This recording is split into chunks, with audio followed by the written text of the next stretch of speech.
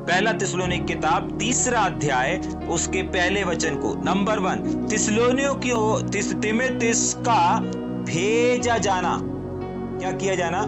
भेजा जाना। अब जितने लोगों ने अभी पीछे के पहले अध्ययन किया या 17 वचन से 19 वचन तक 20 वचन तक देखा, जाग रहे, वो लोगों के समझ में आ जाएगा कि यहाँ पर क्यों भेजा जा रहा है, किस लिए भेजा जा रहा है। पौलुस नहीं जा पा रहा, लेकिन पौलुस ने पत्री लिखना स्टार्ट कर दिया और पौलुस अब पत्री को भेजने के लिए कुछ प्रबंध कर रहा है। ठीक, पढ़ेंगे एक और बार। इसलिए जब हमसे और ना रहा गया, 2 बार रुक गया, शत्रु शैतान ने रोक दिया, लेकिन जब हमसे नहीं रहा गया, क्यों नहीं रहा गया? मालूम, बेचैनी हो रही, तड़प हो रही है। मैंने कहा ना इसके पहले अपन ने देखा ना कि जिसका जहां पर मन लगा रहता है ना, वो फड़फड़ाता रहता है, बेचैन रहता है, उसका आनंद छिन जाता है। बहुत बार आप लोगों ने देखा होगा कि मैं लोगों के साथ में रहते हुए भी आनंदित नहीं रह पाता, या जिस महीने हम जेल सेवकाई में नहीं जा पाते या कोई रुकावट आती, उस समय भी मैं हर्षित नहीं रह पाता। क्यों? क्योंकि मेरा आनंद वहां पर छुपा हुआ है। मैं विश्वासियों के बीच में काम कर रहा हूं, सेवा कर रहा हूं, ठीक है, मैं ज्योति के बीच चमक रहा हूं, लेकिन मेरी असली वैल्यू कहां पर है? जब मैं अंधकार में चमकूं। और आप सबको जो लोग जाते हैं सेवकाई में, उन लोगों को मालूम है कि वहां पर ऐसे लोग रहते हैं जिन लोगों को यीशु मसीह का नाम तक नहीं मालूम। वो लोग जानते ही नहीं यीशु मसीह के प्रेम के बारे में, वो लोग जानते ही नहीं यीशु मसीह कौन है। जाग रहे? हाँ, पौलुस फड़फड़ा रहा है। क्यों? क्योंकि पौलुस का मन वहां पर लगा हुआ है। साफ बोल रहा है, इसलिए जब हमसे और ना रहा गया, 2 बार रुक गए, 2 बार तैयारी किया जाने की, लेकिन नहीं जा पा रहे थे, लेकिन और जब हमसे ना रहा गया तो हम रुके नहीं रहे, तो हम हारते नहीं रहे। बहुत बार 2 रास्ते बंद हो जाते हैं, एक रास्ता बंद हो जाता है, दूसरे रास्ते पर जाते हैं। जब दूसरा रास्ता भी बंद हो जाता है तो हम हाथ जोड़ करके बैठ जाते हैं, हाथ पे हाथ रख के बैठ जाते हैं। सावधान, पौलुस ऐसे लोगों में से नहीं था। एक रास्ता बंद किए सेवकाई का, 2 रास्ता बंद किए, ठीक है, कोई बात नहीं, हम तीसरा रास्ता ढूंढ लेंगे। तीसरा बंद किए, हम चौथा ढूंढ लेंगे, हम रुकेंगे नहीं। आज बहुत सारी जनरेशन रुक रही है, पता है क्यों? क्योंकि थोड़ी सी रुकावट। और शत्रु शैतान को भी बहुत अच्छे से मालूम है, इनको 1 बार रोक दो, 2 बार रोक दो, तीसरी बार ये खुद ही अपने हाथ में हाथ रख करके बैठ जाएंगे। जाग रहे? हाँ, बहुत जल्दी बुरा लग जाएगा, बहुत जल्दी हार जाएंगे, बहुत जल्दी थक जाएंगे, बहुत जल्दी मूड खराब हो जाएगा, बहुत जल्दी क्रोध, बहुत सारी चीजें हैं जिससे आज की जनरेशन रुक रही है, और ये अच्छे साइन नहीं है। अभी कुछ दिन पहले हमने एक बात को देखा था कि परमेश्वर के चुने हुए लोग कौन हैं? जो परमेश्वर के चुने हुए लोग रहते हैं, उसमें सबसे पावरफुल चीज 4 से 7 बातों को हमने देखा था। उसमें से सबसे इंपॉर्टेंट बातें थी कि और सहनशीलता धारण करो। मतलब परमेश्वर के जो चुने हुए रहते हैं ना, वो अपने शरीर में कवच की तरह, अपने शरीर में एक कवच की तरह सहनशीलता को धारण करते हैं। कवच शब्द इसलिए बोल रहा हूं क्योंकि कवच जब एक व्यक्ति धारण कर लेता है ना, तो कोई भी तीर, कोई भी आग, कोई भी भाला, कोई भी तलवार उसको जब कोई प्रहार करता है तो उसके शरीर को घाव नहीं करती, उसके शरीर को लहूलुहान नहीं करती, उसका शरीर प्रोटेक्ट रहता है, उसका शरीर सुरक्षित रहता है। क्यों? क्योंकि उसने एक लोहे का कवच पहना हुआ है। उसी कवच के समान एक सेवक को, परमेश्वर के चुने हुए लोगों को सहनशीलता धारण करना है। कहीं से भी, कोई भी, किसी भी रूप में शत्रु शैतान हमला करेगा, मुझे, मेरे आत्मिक जीवन को नुकसान नहीं पहुंचा पाएगा, मेरी बुलाहट, मेरी सेवकाई को रोक नहीं पाएगा। क्यों? क्योंकि मैं सहन करूंगा। क्यों? क्योंकि मैं बर्दाश्त करूंगा। क्यों? क्योंकि मैंने सहनशीलता को धारण किया हुआ है कवच के समान। लेकिन आपने सहनशीलता को अगर जेब में रखा हुआ है तो बस जेब में ही, अगर सहनशीलता को आपने अपनी आंखों में रखा है तो सिर्फ आंखों में ही, अगर सहनशीलता को अपने मन में रखा है तो सिर्फ मन में ही आप सही रहेंगे। जहां पर रखा है वहीं पर आप सुरक्षित रहेंगे। जैसे एक ढाल रहती है ना, ढाल हाथ में रहती है, शत्रु जब मारता है तो ढाल अपन उस तीर के सामने, बाला के सामने लेकर के आ जाते हैं। कहीं से भी कुछ आ रहा है, अपन ढाल को एडजस्ट करते रहते हैं, कभी इधर कभी इधर कभी इधर, ठीक है। हाँ, अगर इस ढाल की तरह आपने सहनशीलता को पकड़ा हुआ है या धारण किया हुआ है तो आप बस कुछ ही क्षेत्र में या कुछ ही जगह पर स्थिर रह पाएंगे। लेकिन अगर कवच की तरह सहनशीलता को धारण कर लेंगे ना, तो कहीं से भी कुछ भी होता रहे, आपके आसपास परिस्थिति कैसी भी चलती रहे, आपको फर्क नहीं पड़ेगा। क्या हुआ, एक रास्ता बंद हुआ, दो रास्ता बंद हुआ, लेकिन फिर भी फड़फड़ा रहा है क्योंकि मन लगा हुआ है। आज कितने ऐसे सेवक हैं जो संडे सर्विस नहीं पहुंच पाते तो फड़फड़ाते हैं, अपने लोगों से नहीं मिल पाते तो फड़फड़ाते हैं, आराधना नहीं कर पाते तो फड़फड़ाते हैं, प्रचार नहीं कर पा रहे हैं तो फड़फड़ाते हैं, कहीं नहीं जा पा रहे हैं तो फड़फड़ा रहे हैं, रहा नहीं जा रहा, बेचैन छलछला जैसे बिन पानी के एक मछली पर तड़पती रहती है, फड़फड़ाती रहती है। कभी आपने देखा होगा तो इमेजिन करिएगा, बिन पानी के एक मछली है जो तड़प रही है इधर से उधर इधर। कुछ ऐसी सिचुएशन पौलुस की है अभी यहाँ पे। पौलुस अपने हृदय को यहाँ पर खोलने पर है, खोल रहा है कि देखो जब हमसे और नहीं रहा गया तो हमने कुछ किया।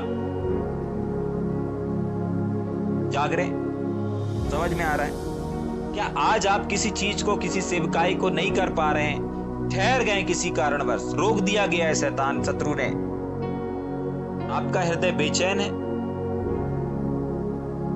उस व्यक्ति का हृदय बेचैन होगा जिसका मन उस सेवकाई में लगा होगा। जाग रहे, समझ में आ रहा है या ऊपर से जा रहा है?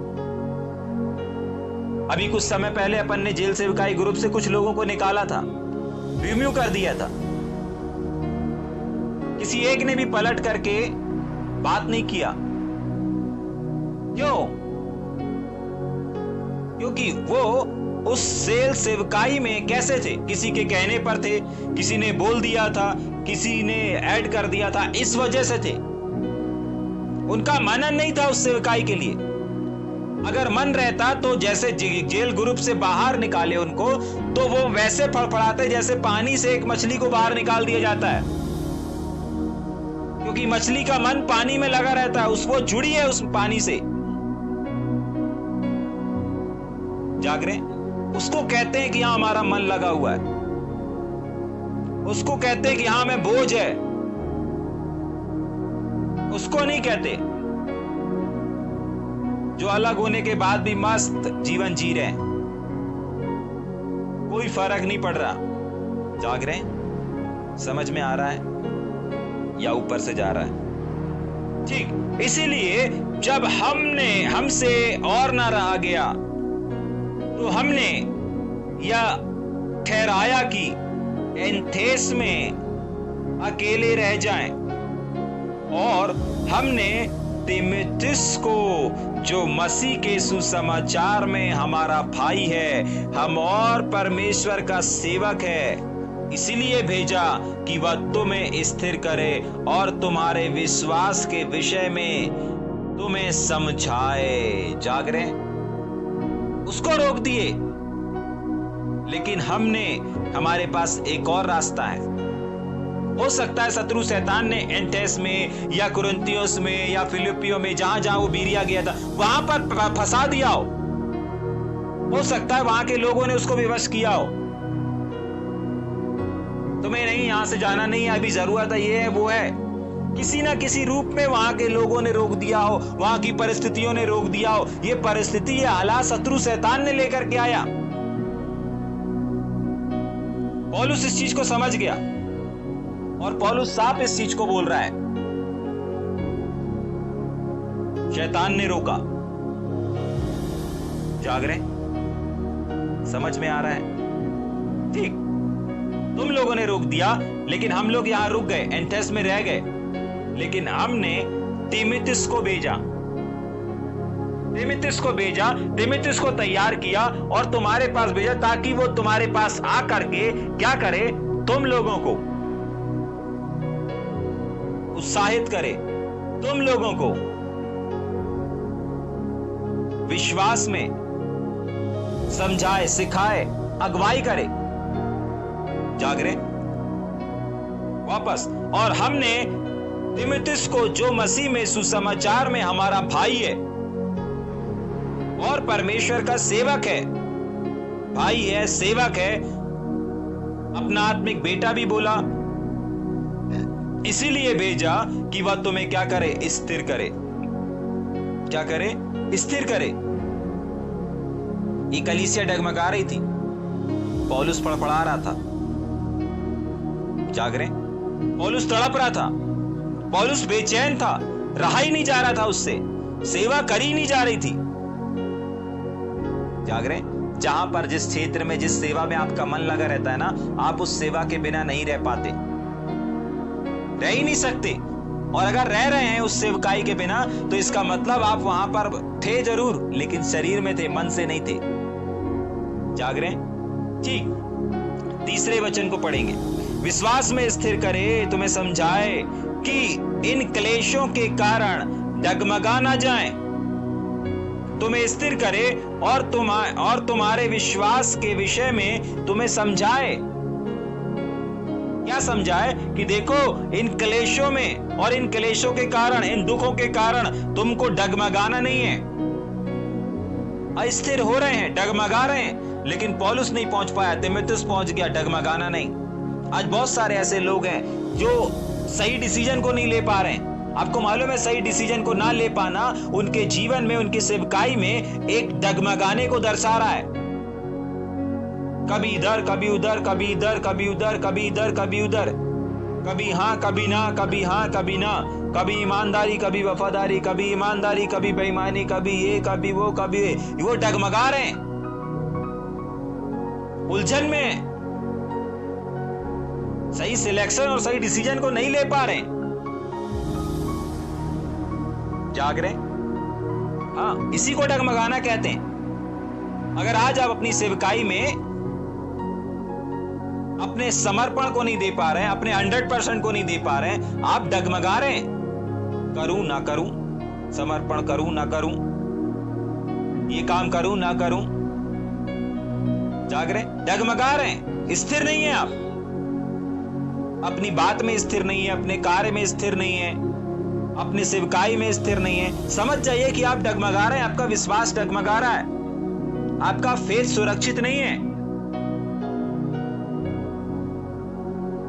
समझ पा रहे हैं? हाँ, आपका फेथ सुरक्षित नहीं है। आप कभी भी गिर सकते हैं, आपका विश्वास रूपी जहाज कभी भी डूब सकता है। ठीक, लेकिन आप सटीक निर्णय को लेते हैं, आप ज्यादा समय नहीं गुजारते। वापस, कोई इन क्लेशों के कारण डगमगा ना जाए। क्यों? क्योंकि आप जानते हो कि हम इन्हीं के लिए ठहराए गए हैं। पौलुस अपनी पत्री में इस बात को बता रहा है, हम इन्हीं बातों के लिए ठहराए गए हैं। याद रखिएगा, जब भी आप सेवकाई में आ रहे हैं, आप ये मानसिकता लेकर के मत आइए कि हमको हमारी सेवकाई में सब कुछ अच्छा ही देखने मिलेगा और अच्छी चीजों का ही सामना करना पड़ेगा। अगर आज आप जेल सेवकाई में अपने लेटर्स को भेज रहे हैं, लोगों से बात कर रहे हैं, अधिकारियों से बात कर रहे हैं, तो आप ये मानसिकता के साथ मत आइए कि आपके हर लेटर का आदर होगा। नहीं, आपके कुछ लेटरों का अनादर भी होगा। आपको अगर हर जगह से अनुमति मिल रहा है, तो कुछ जगह से आपको अस्वीकृत भी मिलेगा। निराश नहीं होना, हताश नहीं होना, हारना नहीं। क्यों?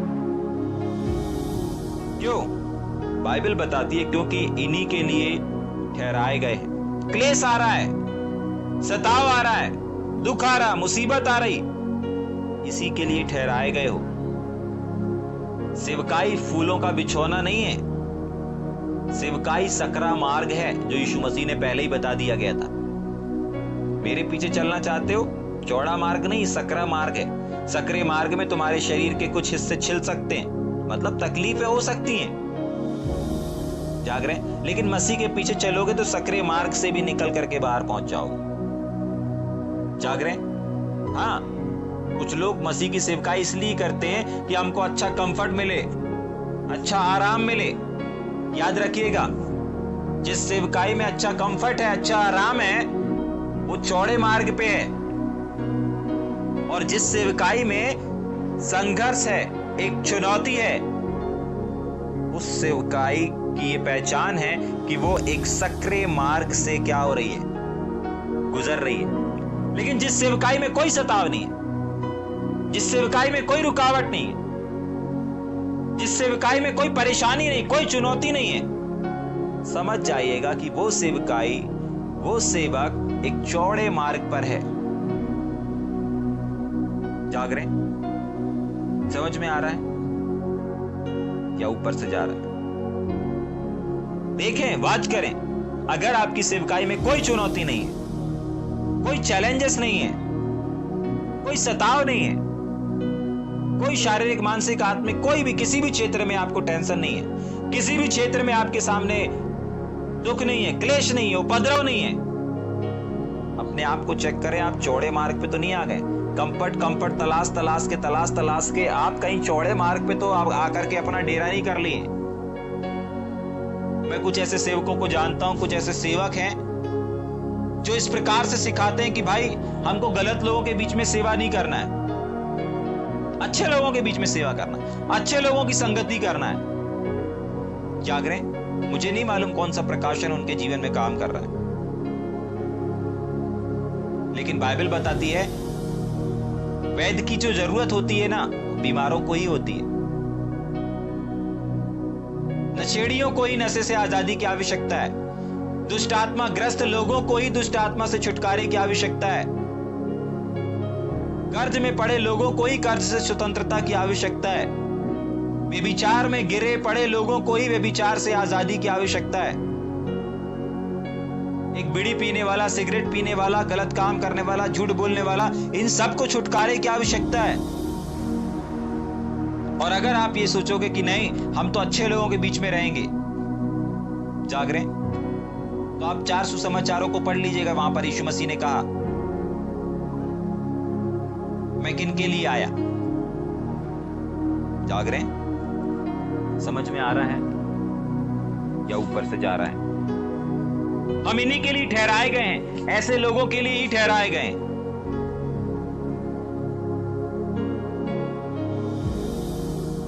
जाग रहे हैं? ठीक, आगे। क्योंकि पहले ही जब हम तुम्हारे यहां थे तो तुमसे कहा करते थे कि हमें क्लेश उठाने पड़ेंगे। ऑलरेडी पौलुस ने बता दिया था कि सेवकाई अगर शुरू हो रही है, सेवकाई में दुख उठाना पड़ेगा। कलीसिया का निर्माण हुआ है, कलीसिया में सताव, उपद्रव आएगा। अभी लोगों के सींग नहीं दिख रहे हैं, आने वाले टाइम में सींग दिखेंगे। अभी विरोध नहीं दिख रहा है, आने वाले टाइम में विरोध दिखेगा। अभी किसी के मन में कड़वाहट नहीं है, खटास नहीं है, आने वाले टाइम में दिखेगी। अभी कोई आपकी डांट को स्वीकार कर रहा है, पलट के जवाब नहीं दे रहा, लेकिन आने वाले टाइम में पलट के जवाब देंगे। जाग रहे हैं? अभी लोग आपके वचन को सुन रहे हैं, आने वाले टाइम में कान की खुजली मिटाने के लिए सुनेंगे। अभी आपके वचन, अभी आपके प्रचार, आपकी टीचिंग में उनको कोई दोष नजर नहीं आ रहा, आने वाले टाइम में दोष नजर आएगा। बाइबल बताती है कि तुम्हारे विरोधी तुम्हारे घर के ही लोग होंगे। जाग रहे? समझ में आ रहा है? पौलुस कह रहा है मैंने पहले ही बता दिया था, पहले ही सिखा दिया था। किसके बारे में? सेवकाई शुरू कर रहे हैं ना, सेवकाई में आना चाह रहे हैं। हो सकता है आज आप सेवकाई कर रहे होंगे, हो सकता है आप सेवकाई में आना चाह रहे होंगे, आपका दोस्त आना चाह रहा होगा, आप आना चाह रहे होंगे। लोगों की बड़ी सेवकाई, लोगों की बड़ी भीड़ देख करके, ठीक है, आइए, वेलकम है, लेकिन आप इस मानसिकता के साथ आइए कि बड़े क्लेश का सामना करना पड़ेगा, बड़े दुख को उठाना पड़ेगा। पौलुस ने इस कलीसिया स्टार्टिंग में ही बता दिया था। वापस पढ़ेंगे क्या? क्योंकि पहले ही हम जब तुम्हारे यहां पर थे ना देह रूप में, तभी तुमसे कह दिया करते थे कि हमें बड़े क्लेश उठाने पड़ेंगे, और ऐसा ही हुआ। हमने जो बताया, हमने जो सिखाया, वैसा हम देख रहे हैं। कुछ समय पहले हमने जेल सेवकाई में एक ऐसे संदेश को सुना था कि आने वाले टाइम में बहुत सारे अपने लोगों के बीच में कुछ उथल पुथल मचने जा रही है, कुछ चुनौती, कुछ चैलेंजेस का सामना करना पड़ सकता है। और अभी हम देख रहे हैं कुछ ऐसे लोग हैं जो चैलेंजेस का सामना, कुछ नहीं परंतु सब कहीं ना कहीं उसका सामना कर रहे हैं। वही चीज पौलुस के साथ भी है। पौलुस ने भी पहले ही बता दिया था, अब उस चीज को देख रहे हैं। और ऐसा ही हुआ जैसा कि तुम जानते भी हो, तुमको मालूम है। लेकिन बहुत बार क्या होता है ना, जब दुख आता है, सताव आता है, तो हम लोग उस शिक्षा को भूल जाते हैं। अच्छा, दुख में जब आए, समस्या जब आए, तकलीफ जब आए, तो ऐसा करना है। अरे यार, मैं तो भूल ही गया था। प्रेज गॉड, प्रभु आपने याद दिला दी। जाग रहे। लेकिन पवित्र आत्मा है जो हमको क्या करता है, याद दिलाता है, स्मरण दिलाता है। याद रखिएगा। समझ पा रहे हैं? आपको व्यभिचार की परिस्थिति में कैसे व्यभिचार से बाहर निकलना है, जब आप पढ़ने वाले हैं तब याद नहीं आएगा। प्रेज गॉड पवित्र आत्मा के लिए कि पवित्र आत्मा आपको याद दिलाएगा। जब दुख, मुसीबत, अमीरी, गरीबी आई, परमेश्वर ने पहले ही सिखा दिया है, गरीबी आई है, कैसे सिचुएशन से बाहर निकलना है। अपनों का धोखा आया है, कैसे बाहर निकलना है, परमेश्वर का। लेकिन समस्या क्या होती ना कि बहुत बार वो चीजें हमारे दिमाग से शत्रु शैतान निकाल देता है। लेकिन प्रेज गॉड पवित्र आत्मा के लिए कि पवित्र आत्मा हमें हर एक वचन को याद दिलाता है। ठीक, वापस तुम जानते भी हो, बताया था मैंने।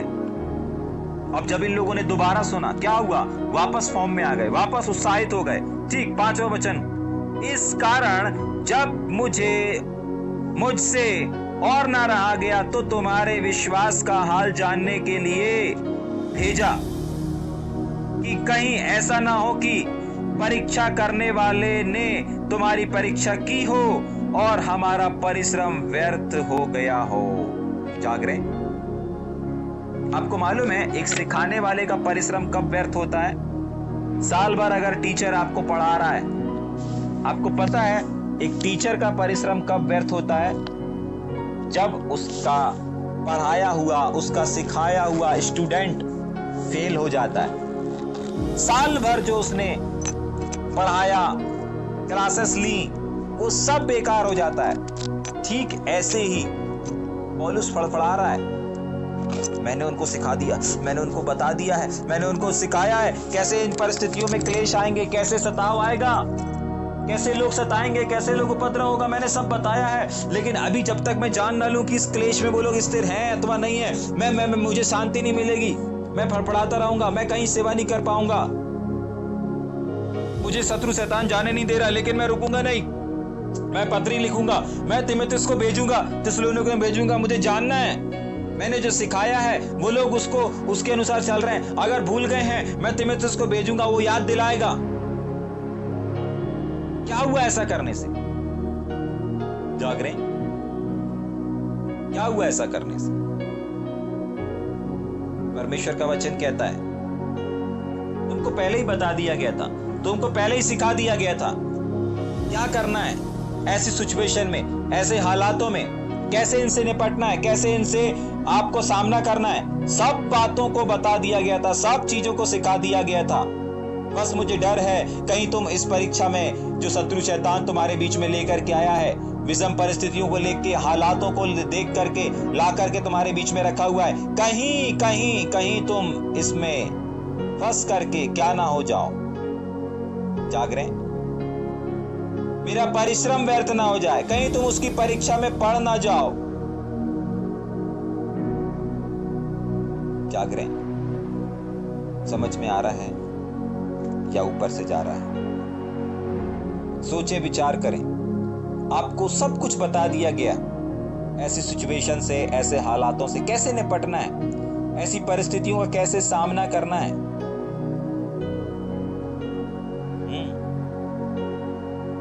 विचार करें। आइए अपनी आंखों को बंद करेंगे, प्रार्थना करेंगे।